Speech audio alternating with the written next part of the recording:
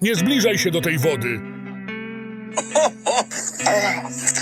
Wpadnięcie do tego jest praktycznie wyrokiem śmierci. Wideo przedstawia faceta, który bada tamę i wyjaśnia, że każda osoba wpadająca do tej wody kończyła życie. Nawet jeśli wydaje się, że można w niej popływać, absolutnie nie jest to możliwe. Ta tama od 1935 roku pozbawiła życia 30 osobom. Mimo pozornej bezpieczności z powodu wolnej prędkości wody, konstrukcja tamy sprawia, że jest ona śmiertelna. Tamy te generują cofanie fali, co sprawia, że wpadając do wody krążysz w kółko, aż w końcu toniesz, podobnie jak w pralce.